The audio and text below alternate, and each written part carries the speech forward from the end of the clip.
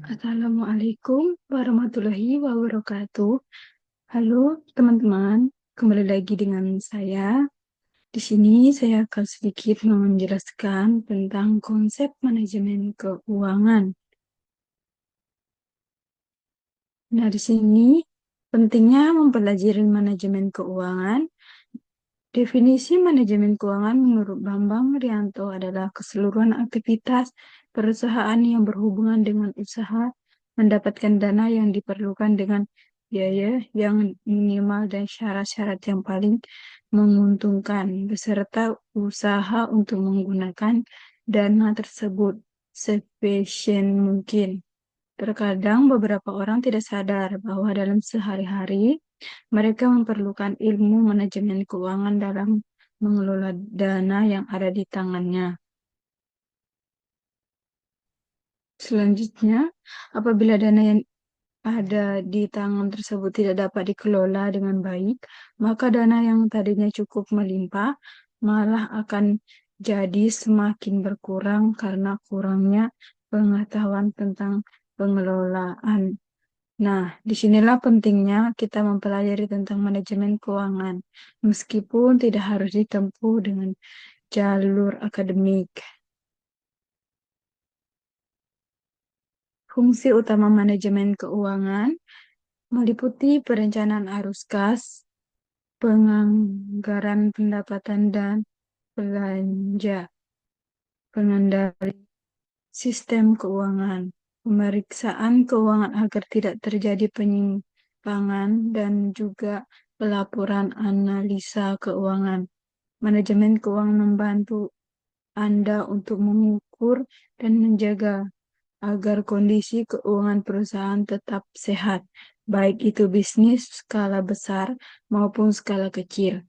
Semuanya perlu menerapkan manajemen keuangan secara baik sesuai kaidah standar akuntansi yang berlaku. Sebab manajemen keuangan punya peran yang besar dalam mempengaruhi semua aspek bisnis. Sekalipun perusahaan Anda dapat menjual dengan baik dan meraih banyak keuntungan, namun jika manajemen keuangannya buruk, maka ke depannya perusahaan Anda bisa dipotensi mengalami kegagalan. Selanjutnya, perkembangan manajemen keuangan. Perkembangan manajemen keuangan sangat dipengaruhi oleh berbagai faktor antara lain kebijakan moneter, kebijakan pajak, kondisi ekonomi, kondisi sosial, dan kondisi politik. Kebijakan moneter berhubungan dengan tingkat suku bunga dan inflasi. Khususnya, inflasi mempunyai dampak langsung terhadap manajemen keuangan antara lain masalah akuntan, kesulitan perencanaan permintaan terhadap modal, suku bunga, harga obligasi. Nah, menurut pihak eksternal yang membutuhkan laporan keuangan antara lainnya adalah memegang saham antara pajak pasar modal, lembaga keuangan, serikat buruh, dan sebagainya. Mereka mempunyai kepentingan yang berbeda-beda dalam menggunakan informasi laporan keuangan. Pemegang saham untuk menilai investasi, kantor pajak untuk menentukan besarnya pajak penghasilan, pasar modal untuk memperkirakan harga saham, serikat buruh untuk memperkirakan bonus yang akan diterimanya. Kondisi ekonomi juga mempunyai dampak langsung terhadap manajemen keuangan antara lain. Yang pertama, persaingan internasional. Yang kedua, keuangan internasional. Yang ketiga, kurs pertukaran yang berfluktuasi. Yang keempat, marger pengambilalihan dan restrukturisasi. Yang kelima, inovasi keuangan dan rekayasa keuangan. Manajemen keuangan memiliki peran dalam kehidupan perusahaan ditentukan oleh perkembangan ekonomi. Kapitalisme pada awal tahun kapitalisme sebagai sistem ekonomi pada abad 18 manajemen keuangan hanya membahas topik rugi laba selanjutnya berturut-turut ia memiliki peran antara lain sebagai berikut. Tahun 9000 awal penerbitan surat berharga. Tahun 1940 sampai 1950 anggaran dan internal audit. Tahun 1950 sampai 1970 eksternal perusahaan. Tahun 1970 sampai 1980 inflasi. Tahun 1980 sampai 1990 krisis ekonomi keuangan. Tahun 1990 sampai sekarang globalisasi. Tahun 2000 pengertian manajemen keuangan mulai muncul sebagai salah satu bidang ilmu yang terpisahkan antara ilmu yang lainnya. Tahun 1929 sampai 1933 disebut masa resesi. Masa ini fokus terhadap masalah kebangkrutan dan reorganisasi. Tahun 1940 sampai 1970, selain mengatur masalah bagaimana memperoleh dana dan struktur modalnya, manajemen keuangan juga mempelajari bagaimana mengelola dana tersebut secara efektif dan efisien. Tahun 1960 sampai 1970, tahap ini fokus pada kebijakan nilai perusahaan, kombinasi optimal dan surat-surat berharga karena adanya pengaruh teori portofolio terhadap keuangan perusahaan dan investasi atau return and resiko. Tahun 1966, pada tahun ini dunia dilandasi inflasi. Tahun 1970 sampai abad 21, Capital Budgeting mengubah fokus manajemen keuangan perusahaan pada bidang operasional. Manajemen keuangan perusahaan. Manajemen keuangan perusahaan merupakan perusahaan memiliki peran dan arti penting dengan memiliki beberapa aspek. Yang pertama, posisi manajer keuangan pada struktur organisasi manajer keuangan kedudukannya sama dengan manajer yang lainnya dengan memiliki tanggung jawab langsung kepada direktur perusahaan untuk menjalankan kegiatan operasionalnya. Yang kedua, fungsional perusahaan peran manajemen keuangan lebih menonjol dibandingkan dengan fungsi perusahaan lainnya.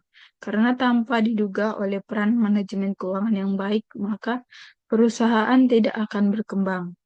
Yang ketiga, kesempatan berkarir. Di sini peluang karir di perusahaan khususnya pada bidang keuangan. Manajemen keuangan berhubungan dengan tugas sebagai manajer keuangan di dalam perusahaan dalam mengelola kegiatan operasional yang di jasa keuangan berhubungan dengan nasib perencanaan terhadap produk keuangan baik bisnis, individu maupun pemerintah. Menurut Van Horne 2005 menyatakan bahwa fungsi keuangan mencakup tiga hal yaitu keputusan investasi, keputusan keuangan, dan keputusan dividen. Ada tiga hal yang harus dipertimbangkan oleh seorang manajer keuangan dalam mengelola perusahaannya yaitu yang pertama bagaimana perusahaan dapat memperoleh dana untuk kebutuhan investasinya. Yang kedua, seberapa besar cash flow jangka pendek yang dibutuhkan perusahaan dalam rangka untuk membayar kewajibannya. Yang ketiga, investasi jangka panjang. Apa yang harus dilakukan oleh perusahaan? Adapun manajemen keuangan perusahaan yang baik selalu dapat menginvestasikan modalnya dengan baik untuk jangka waktu yang panjang, sehingga perusahaan mampu mengembangkan usahanya. Manajemen keuangan memiliki hubungan dengan tiga aktivitas seperti perolehan dana dengan aktivitas mendapatkan dana dari pihak lain. Yang kedua, menggunakan dana aktivitas perusahaan untuk menginvestasikan dananya pada berbagai aktivitas. Yang ketiga, me- pengelolaan dana perusahaan dengan efektif dan efisien. Kedudukan, fungsi, dan tanggung jawab manajer keuangan. Kedudukan manajer keuangan dalam organisasi perusahaan sangat penting karena karena dalam sebuah perusahaan yang besar, bidang keuangan dipimpin oleh seorang manajer keuangan. Karena manajer keuangan atau sering disebut direktur keuangan melaporkan kegiatannya secara langsung kepada direktur keuangan atau pada presiden keuangan. Fungsi manajemen keuangan. Fungsi manajemen keuangan menurut Susan Irawati pada tahun 2016 mengelompokkan fungsi manajemen keuangan ke dalam dua kelompok, yaitu yang pertama kegiatan mencari dana, yang kedua kegiatan menggunakan dana. Tanggung jawab manajemen keuangan. Tanggung jawab manajemen keuangan sangat besar terhadap apa yang telah dilakukan, sehingga tanggung jawab tersebut dikelompokkan ke dalam tiga jenis keputusan, yaitu A. Investasi, memilih investasi yang diinginkan dalam menilai keuntungan. Yang B. Pembelanjaan, memilih alternatif pembelanjaan yang menimbulkan biaya paling murah. Yang C. Dividen, menentukan besarnya persentase dari laba yang dibayarkan sebagai dividen kepada pemegang saham. Semua keputusan tersebut diambil manajer keuangan dalam rangka tujuan yang seharusnya dipergunakan oleh perusahaan, yaitu memaksimalkan nilai perusahaan. Nilai perusahaan adalah harga yang terbentuk seandainya perusahaan akan dijual. Baik, sekian penjelasan dari saya. Saya ucapkan terima kasih.